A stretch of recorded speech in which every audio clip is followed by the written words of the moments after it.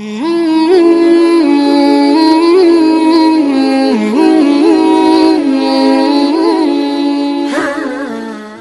saya hormati Pak Zul, pelaku host pada sore hari ini, Pak Nugroho, Pak Joko, Bu Eli, Bu Elvina, Pak Warti, Pak Irwansyah, pokoknya semua yang gabung, mudah-mudahan Allah berkahi hidupnya dunia sampai akhirat. Sebagaimana bulan ini adalah bulan yang penuh berkah, yang bersabda Rasulullah, maka tolong diperhatikan baik-baik.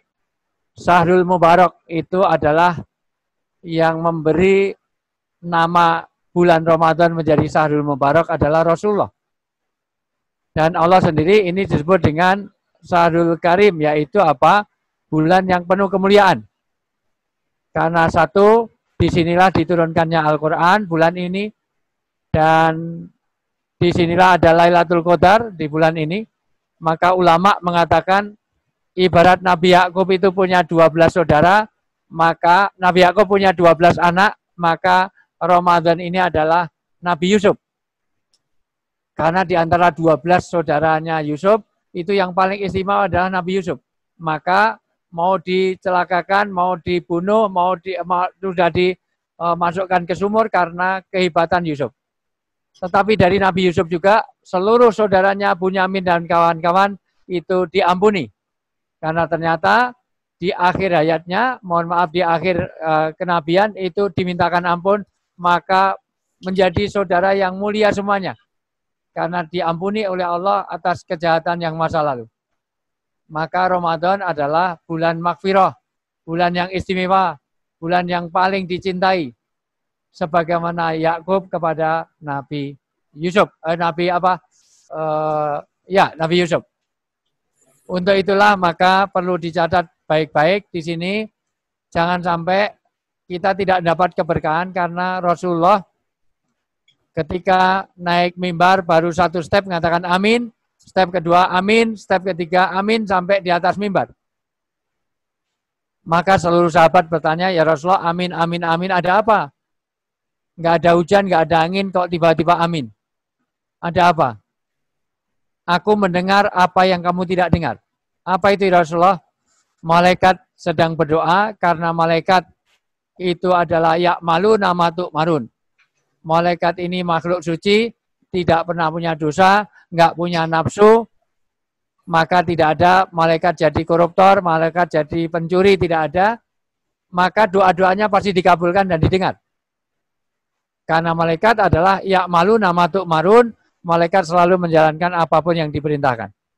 Itu bedanya malaikat dengan orang bintaro. Kenapa? Karena tidak semuanya kewajiban kita jalankan.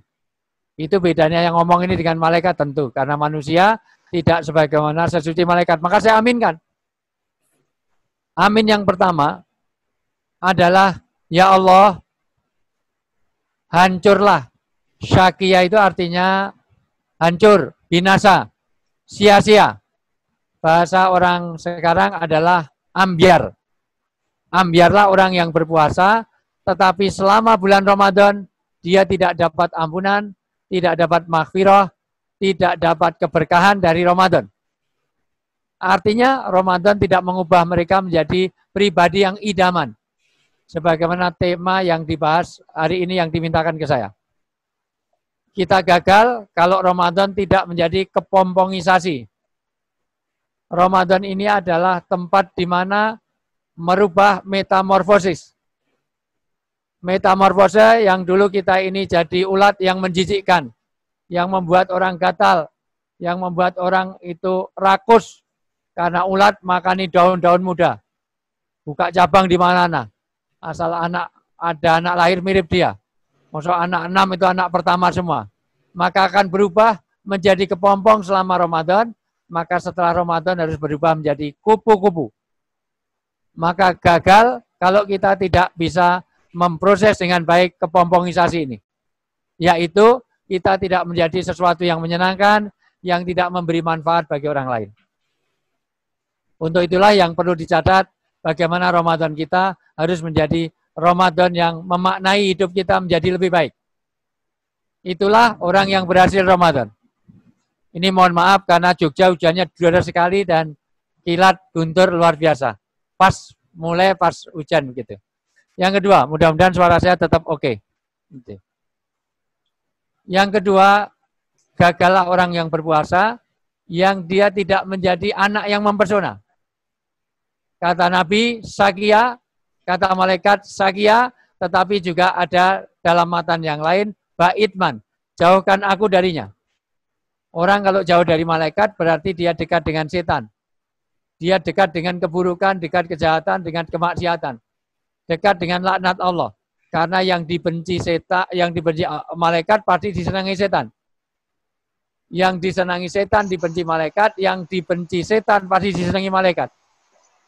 Walaupun ada mahasiswa saya di pasca sarjana di UGM, ada Pak yang setan benci, malaikat juga benci. Tapi itu hanya logika. Oh, siapa itu? Orang yang selingkuh dengan istrinya setan. Jadi setan nggak suka, malaikat juga nggak suka. Tapi itu logika. Kenyataannya nggak ada. Maka siapa itu? Orang yang mempunyai orang tua, tetapi dia tidak menjadikan orang tuanya tiket menuju surga. Maka gagal kita berpuasa kalau tidak ada hubungan anak dengan orang tua yang baik. Ternyata ridha Allah itu ada pada ridha orang tua, dan ternyata amalan Ramadan sia-sia semuanya. Puasa kita, sholat malam kita, baca Quran, sia-sia kalau kita tidak baik kepada orang tua. Walaupun orang tua itu dalam Islam ada 3. Orang tua kandung, mertua, dan orang yang berjasa dalam hidup kita. Maka perbaiki hubungan itu. Yang ketiga, itu kenapa ini saya sampaikan tentang orang tua ini menjadi penting? Karena anak-anak zaman milenial, kalau Pak Nugroho, Pak Zul ini kan bukan milenial, ini kolonial. Ya. Zaman milenial ini, anak ini lebih taat kepada handphone daripada kepada orang tuanya. Dipanggil orang tuanya 5 kali nggak datang, begitu handphonenya berdering langsung lari. Maka tolong kalau ada orang minta ruh, ada yang seperti ini, anak seperti ini, kalau minta uang jangan dikasih. Suruh minta kepada handphone, karena kamu lebih taat kepada handphone, kamu lahirnya dari handphone itu hamil terus keluar kamu, maka wajahmu kayak kipet. Maka penting sekarang bagaimana ini? Sekarang insya Allah semua yang hadir di Zoom meeting ini, insya Allah orang yang bakti kepada orang tuanya. Tapi masalahnya, biru abaukum tabirukum abnaakum. Kalau kamu sudah baik kepada orang tua, tugasmu adalah bagaimana mendidik anak yang baik kepada dirimu. Begitu perintah Rasulullah. Sekarang mendidik anak menjadi sulit. Maka kapan-kapan kalau ada waktu luang yang cocok waktunya, kita bahas khusus mengenai parenting. Karena ini problem di masyarakat zaman sekarang ini. Yang ketiga, sia-sialah orang yang berpuasa. Kalau selama puasa dia tidak menjalin hubungan yang baik dengan bagaimana sunnah-sunnah Rasul tidak dijalankan, apalagi disebut nama Rasulullah, tetapi kita tidak bersolawat. Maka sakia, dia bangkrut, dia sia-sia puasanya. Kata Nabi, ruba so'imin, laisa lahu min syamihi ilal ju' wal atas. Berapa banyak orang yang berpuasa, tidak dapat apa-apa dari puasanya, kecuali haus dan lapar saja. Mudah-mudahan kita terhindar darinya. Bulan ini menjadi bulan bermakna, kalau kita bisa, bagaimana kita akan menjadi pria idaman, menjadi ibu idaman, menjadi anak idaman. Kalau selama COVID-19 ini, kita jadikan rumah dalam 4 fungsi. Inilah untuk membentuk pria idaman, laki-laki idaman, suami idaman, istri idaman. Kalau rumah ada 4 fungsi. Selama COVID-19, kita work from home. Kita ibadah di rumah, kita kerja di rumah, kita belajar di rumah, kita taraweh di rumah. Maka pastikan rumah memenuhi 4 fungsi. 1, pastikan rumah kita menjadi musola, yaitu tempat untuk ibadah. Nabi bersabda, rumah yang tidak ada bacaan Quran, rumah yang nggak ada ibadah, tidak ada doa, tidak ada witir, nggak ada wirid, tidak ada orang zikir di situ, nggak ada sholat sunnah di situ, maka kayak orang mati, kayak kuburan. Tetapi kalau rumah dipakai untuk ibadah, kayak orang hidup. Masalul ladzina yadhkuru rabbahu walladzina la yadhkurullahu kamasalil hayyi wal mayyit. Rumah kalau ada amalan Quran, di mana nawiru buyutakum bi tilawatil Quran. Hiasilah rumahmu dengan bacaan Quran. Itu kayak orang hidup. Kenapa Nabi mengatakan seperti orang hidup? Dan orang yang tidak ada baca Quran, nggak ada ibadah di rumah, kayak orang mati. Kenapa kayak orang hidup, orang mati? Karena orang hidup harganya mahal, kalau mati nggak ada harganya sama sekali. Kenapa nggak seperti ayam hidup, ayam mati? Ayam hidup mahal, ayam mati lebih mahal. Jadi ayam goreng, ayam bakar, jadi sate, jadi gulai. Kenapa nggak seperti sapi hidup, sapi mati? Sapi hidup mahal, sapi mati lebih mahal. Jadi bakso, jadi soto, jadi sate. Orang hidup harganya mahal. Pak Zul boleh ngundang seorang artis. Mohon maaf, ada orang bernama Raisa. Diundang ke Jogja, budgetnya 200 juta. Ya, 200 juta. Mohon maaf, ini yang Zoom yang berikutnya sudah nelpon. Saya jawab sebentar saja, Pak. Sebentar. Ya, ya, baik. Ini biar udah ini. Sudah tahu sambung menyambung Zoom kok. Ini kan janjinya masih jam 4:15. Ini kan masih punya waktu setengah jam lebih. Jadi mohon maaf. Mohon maaf. Hari ini saya bukan hanya antar negara, Pak. Saya bukan antar benua. Saya antar benua hari ini. Karena tadi pagi saya di Kedutaan Amerika di San Francisco. Gitu. Ternyata dengan COVID-19 ini kita berkah, Pak. Bisa kemana-mana. Antar benua, bukan antar pulau. Itu sehari bisa ke Amerika, tadi besok pagi ke Swiss, segala macam, ada kedutaan-kedutaan dan Bank Indonesia. Intinya adalah, mohon maaf, bagaimana rumah kita harus jadi musola. Karena kalau rumah dipakai untuk ibadah, rumah ada bacaan Quran, ada sholat tarawih di sana, kayak orang hidup. Orang hidup mahal. Tadi saya katakan, Mbak Raisa, itu diundang ke Jogja, nyanyi 6 lagu 200 juta. 200 juta cuma nyanyi 6 lagu. Mbak Ayu Ting Ting pernah satu panggung dengan saya. Budget panitia untuk Mbak Ayu Ting Ting 150 juta. Hanya untuk mencari alamat palsu. Begitu mahalnya. Tapi kalau sudah mati tidak ada harganya. Siapapun artis, pejabat, ustadz, kiai, siapapun yang hadir sini, kalau udah mati, kalah harganya dengan binatang paling kecil, teri. Teri itu kalau udah mati, masih jadi komoditi ekspor.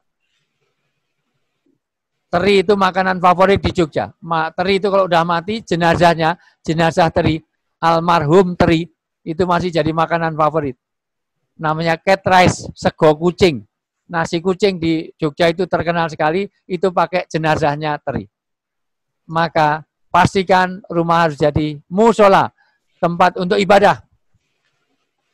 Tidak cukup rumah itu tempat ibadah, karena rumah harus dihiasi dengan bacaan Quran, apalagi di malam-malam Lailatul Qadar. Ada 5 kewajiban orang Islam terhadap Al-Quran, selama ini hanya fokus kepada 1 kewajiban, yaitu menghatamkan, tilawah, membaca.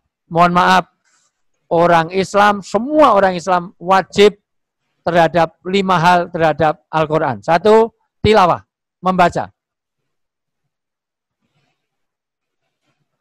Hari ini semua orang sibuk untuk khatam. Kalau kita hanya tilawah, itu hanya dapat hadiah, tapi nggak dapat hidayah. Pahalanya banyak, orang yang baca Quran pahalanya banyak. Tapi Quran bukan untuk bacaan saja. Tapi yang kedua, harus dipahami. Ditadabbur. Dari kata dabaro, ada kata dubur. Dalam bahasa Indonesia, dubur adalah anus. Anus adalah muara terakhir. Maka kewajiban orang Islam terhadap Al-Quran adalah mempelajari sedetil-detilnya, sampai akhir-akhirnya. Sampai sebab turunnya, sampai tafsir-tafsirnya, balaghahnya, sampai kepada aplikasinya. Maka tidak cukup kita dapatkan hadiah dari baca Quran, kita harus jadikan Quran hidayah. Maka kita harus memahaminya, mempelajarinya. Yang ketiga, harus menghafal. Kenapa? Karena kalau kita tidak hafal Quran, tidak bisa menunaikan sholat dengan sempurna. Pak Zul, tolong saya dibacakan surat Al-Ankabut ayat 45. Bacalah serta ikutlah wahai Muhammad, akan apa yang diwahyukan kepadamu dari Al-Quran? Ya, pertama al-aslu fil amri lil wujubi. Asal dari perintah itu adalah wajib. Maka orang Islam wajib membaca Al-Quran. Tapi sebetulnya itu utlu. Utlu itu tidak hanya, mohon maaf, dia tidak hanya membaca. Tetapi membaca, memahami, mengikuti, menghafalkan, dan menyebarkannya. Nah, jadi di situ perintah. Nah, terus disambung apa itu? Terus? Dan dirikanlah sholat dengan tekun. Sesungguhnya sholat itu mencegah dari perbuatan yang keji dan mungkar. Dan sesungguhnya mengingat Allah lebih besar faedah dan kesannya. Dan ingatlah, Allah mengetahui akan apa yang kamu kerjakan. Perintah sholat didahulukan dengan perintah membaca Al-Quran. Karena tidak mungkin kita bisa sholat kalau nggak hafal dari Al-Quran. Bagaimana sholatnya sah kalau nggak bisa Al-Fatihah? Maka di dalam sholat, maka harus hafal Quran. Minimal surat pendek. Dan Alhamdulillah saat COVID-19 ini, kita musim WFH ini, Alhamdulillah Al-Quran ada hikmah yang luar biasa. Para bapak-bapak minimal menambah hafalan Quran karena harus jadi imam di rumahnya masing-masing untuk tarweh. Biasanya hanya trikul, kulhu, kul'au, ina atau ina, sekarang tambah idaja, tambah alam taro, tambah rumaja. Alhamdulillah. Kalau nggak ada corona, nggak nambah-nambah hafalan nanti. Ini alhamdulillah. Maka 5 kewajiban kita terhadap Al-Quran. 1, membaca. 2, memahami. 3, menghafal. 4, mengamalkan. Yang 5, menyebarkannya, mendakwahkannya. Setan itu jahat, mengajak orang lain berbuat jahat, maka orang-orang Bintaro tidak cukup jadi orang baik. Dia harus ngajak orang lain berbuat baik, balighu ani walau ayah. Sampaikan walaupun 1 ayat. Minimal kepada anak istri dan kerabat. Yang kedua, kita kalau ingin jadi pribadi yang idaman, rumah tidak hanya jadi musola, harus jadi madrasah. Yaitu tempat 4M ini. Jadi rumah jadi musola, 2 jadi madrasah, 3 jadi maulud, 4 jadi maskanah. Pertama, jadi musola, tolong betul-betul ini untuk ibadah rumah. Kalau sepi dari ibadah kayak orang mati, nggak ada harganya. Yang kedua harus jadi madrasah. Terutama ibu-ibu harus belajar agama. Karena ibu adalah sekolah yang utama dan pertama bagi anak. Al-ummu madrasatil ula wa madrasatil aulad. Ibu adalah sekolah utama dan pertama bagi anaknya. Kalau ibunya lolak-lolok tulalit O2N, O-on, bagaimana dengan anak-anaknya?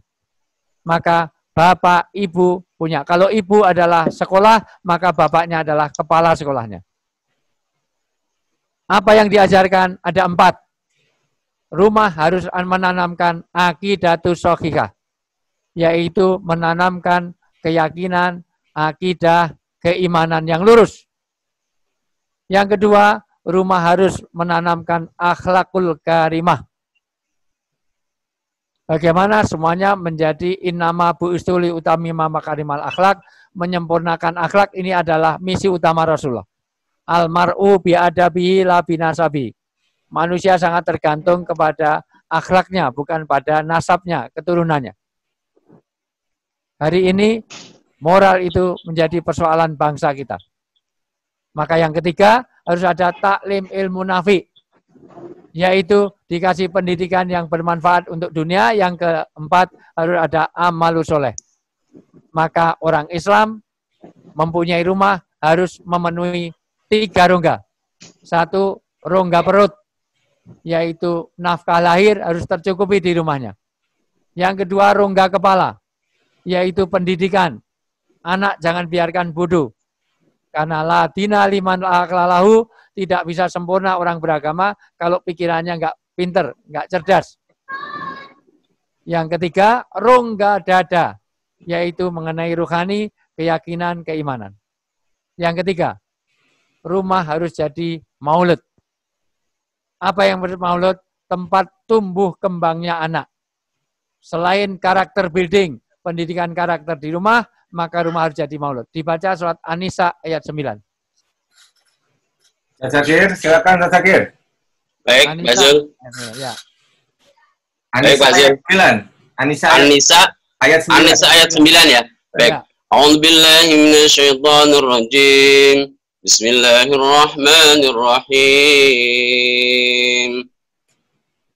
وَلْيَخْشَ الَّذِينَ لَوْ تَرَكُوا مِنْ خَلْفِهِمْ ذُرِّيَّةً ضِعَافًا خافوا عليهم فليتقوا الله وليقولوا قولا شديدا. Ya, terjemahnya Pak Zul aja terjemahnya. Woi, Masya Allah. Ya, An-Nisa ayat 9. Oke. Ya, karena Boleh tidak saya semuanya bacakan? tahu bahasa Arab. Ya. Ya, boleh. Langsung, Ustaz Zakir. Ya. Ustaz. Bismillahirrahmanirrahim. Dan hendaklah takut kepada Allah orang-orang yang sekiranya mereka meninggalkan keturunan yang lemah di belakang mereka, yang mereka khawatir terhadap kesejahteraannya. Oleh sebab itu, hendaklah mereka bertakwa kepada Allah dan hendaklah mereka berbicara dengan tutur kata yang benar. Ada 4 perintah Allah yang harus ditegakkan di rumah kita. 1, jangan sampai kita meninggalkan anak-anak yang lemah. Seluruh ulama sepakat lemah di situ adalah lemah imannya, lemah keyakinannya. Wala tamutunna illa wa antum muslimun. Kalau kita orang Islam harus meninggalkan anak-anak yang muslim. Ma ta'buduni min ba'di, kata Nabi Yakub. Yang paling penting apa yang kau sembah setelah aku mati. Sekarang ini yang diurus mengenai warisan terus. Orang tua kalau udah mau mati, yang diurus adalah bagaimana ibadahnya anak. Jangan sampai hanya ngurus warisan saja. Ini pertama, maka tempat di mana keimanan ditumbuhkan di rumah, itu adalah tugas orang tua kepada anak. Jangan sampai lemah. Yang kedua, kesejahteraannya. Tadi disebut yang khawatir terhadap kesejahteraannya. Maka harus sadar diri. Kalau rumahnya hanya di apartemen yang sangat studio, kecil sekali, atau rumahnya di perumahan yang tipe 21, itu modelnya RSS, rumah sangat sempit, sedikit semen, susah selonjor, sumpek sekali. Jangan bikin produksi anak yang banyak. Oh, tapi Nabi suka dengan umat yang banyak. Betul, kalau umatnya kuat. Tapi kalau kamarnya 2, anaknya 6. Yang 2 tidur rumah, yang 3 di musola, 1 titipkan mertua. Itu enggak pas. Akhirnya mosok anaknya 6, kamarnya 2. Asal keluar lu lagi. Maka jangan sampai 4L terus. Maka kesejahteraan. Yang ketiga, tetap di dalam ketakwaan. Nilai-nilai takwa la'alakum tattaqun itu adalah ini. Mohon maaf Pak, ini mohon maaf, saya masih Zoom meeting. Nanti jam 4 lebih sedikit. Nah, ini ya. Ya. Jam 4 nanti ya. Jam 4 lebih sedikit. Ya. Ini sudah dikejar-kejar yang Zoom meeting berikutnya. Ya. Nah, maka mohon maaf, ini saya lanjut. Maka yang ketiga adalah bagaimana jadi maulid. Itu menjadi sifat kita. Yang keempat, supaya kita berakhlak yang mulia. Terakhir, rumah harus jadi maskanah. Sekarang dibaca cepat dalam surat An-Naml. Ya, ayat 18. An-Naml ayat 18. A'udzu billahi minasyaitonir rajim. Bismillahirrahmanirrahim. An-Naml itu ya. Surat ke-27. Surat ke-27. 27. Ayatnya 18. Bismillahirrahmanirrahim. Hatta idza ataw ala wadin naml qalat namlatu ya ayyuhan namlu udkhulu masakinakum la yahtimannakum Sulaiman wa junuduhu wa hum la yash'urun. Ya, terjemahnya. Ya, bacakan Ustaz. Marahlah mereka itu hingga apabila mereka sampai ke Wadi Naml, berkatalah seekor semut. Ya. Wahai sekalian semut, masuklah ke sarang kamu masing-masing. Jangan Sulaiman dan tentaranya memijak serta membinasakan kamu, sedang mereka tidak menyadari. Ya, Ayat ini bicara tentang sakinah. Sakinah adalah tempat untuk berlindung diri, tempat untuk sumber ketentraman, tempat untuk itu. Maka Semud katakan, masuklah ke dalam sakinahmu. Masakinuhum, yaitu ke tempat-tempat tinggalmu. Orang Arab kalau menyebut tempat tinggal adalah sakinah. Maka orang kalau tanya rumahnya, aina taskun, di mana kamu bersakinah. Nah, untuk itulah maka dia harus bisa untuk melindungi. Dulu anak kecil kalau nangis bertengkar dengan temannya, pasti dia ingin lari ke rumahnya. Maka jadikan rumah sakinah. Tempat di mana surga akan dari sana. Maka gagal kita punya rumah kalau tidak mensurgakan. Saya tanya, rumah Rasulullah itu kulkasnya berapa pintu? Di rumah Rasulullah itu kira-kira TV-nya berapa in? Rumah Rasulullah itu AC-nya berapa PK? Di rumah Rasulullah itu ada nggak kolam renangnya? Rumah Rasulullah itu sofa-sofanya lebih bagus, sofa di tempatnya Pak Nugroho, tempatnya Pak Jaki, itu sofanya jauh lebih bagus. Pak Abdul Syukur, Masya Allah, itu sofa-sofanya lebih bagus tapi bisa mensurgakan. Dengan apa? Dengan amal agama. Maka tugas orang tua, bagaimana rumah harus bisa mensurgakan.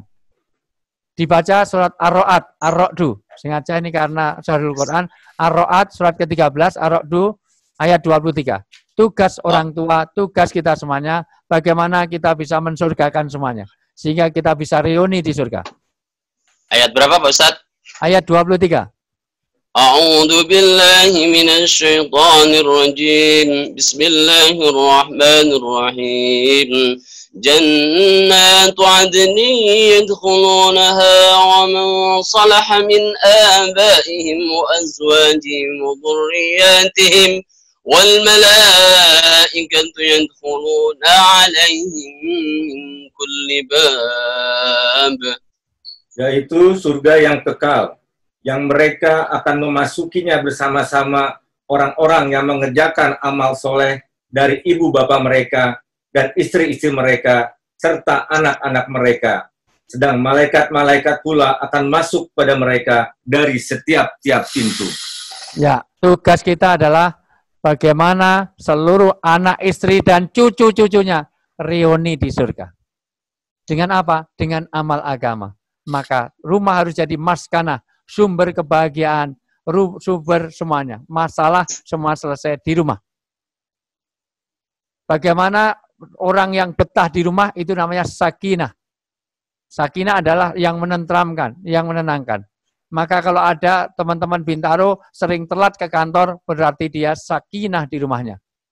Atau pulang dari kantor pengen pulang ke rumah, maka dia sakinah di rumahnya. Tapi kalau ngopi harus keluar, pastikan kopi yang paling enak adalah kopi bikinan istri. Nah, itulah peran sakinah. Sakinah yang kedua nanti ada optimistis. Sakinah berikutnya tidak boleh ada kecurigaan. Sakinah berikutnya adalah, mohon maaf, harus tidak boleh saling mengganggu dan menyakiti. Nah, nanti akan kita bicarakan tentang 5 makna sakinah ini. Maka rumah harus jadi maskanah. Rumah yang mensurgakan, rumah yang mengantar seluruh anggota keluarganya ke surga semuanya. Sekali lagi, pribadi idaman ini akan bisa kita lakukan selama COVID-19 kalau rumah mempunyai 4 fungsi. Pertama, pastikan rumah kita jadi musola, jadi tempat ibadah, bukan kita bangun musola di rumah, bukan. Artinya tempat ibadah, tempat untuk baca Quran. Ada 5 kewajiban kita terhadap Al-Quran. Kita lakukan di rumah kita.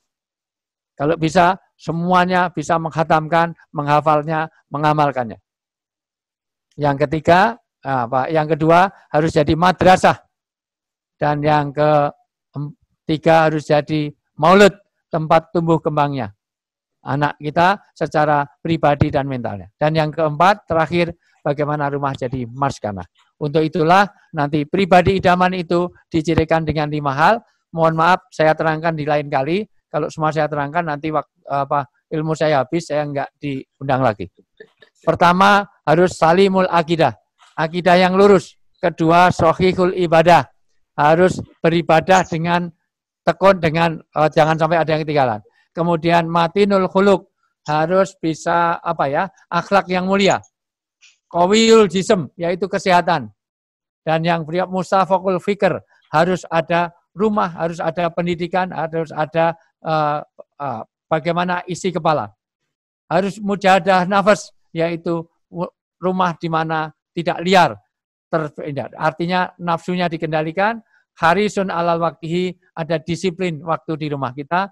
Munadomun visuunihi, harus tertib semua dengan tuntas. Qadirun alal kasbi, mendidik kemandirian. Dan terakhir, kita harus jadi nafi'un li ghairihi, yang memberi manfaat bagi orang lain. Khairunas anfa'um linas, dan itu adalah puncak dari orang puasa. Nah, puasa gagal kalau kita tidak memberi manfaat orang lain, maka Rasulullah mengusir. Siapa? Orang sudah sebulan suntuk berpuasa, tetapi tidak mengeluarkan zakat fitrah, kata Nabi, jangan mendekati musolaku. Kamu bukan golonganku.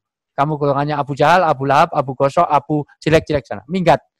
Sholat itu aja nggak boleh, kenapa? Karena kamu nggak peduli kepada sesama. Nah, mudah-mudahan pesan moral ini ya sampai.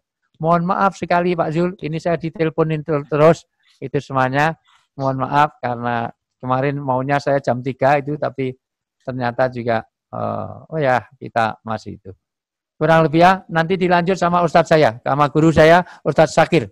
Silahkan di Lampung. Ya. Baik, jazakallah khairan katsira kepada Ustadz Wijayanto yang telah memberikan ilmunya kepada saya pamit dulu pada sore ini. Siap Ustadz. Ya, assalamualaikum warahmatullahi wabarakatuh. Waalaikumsalam warahmatullahi wabarakatuh.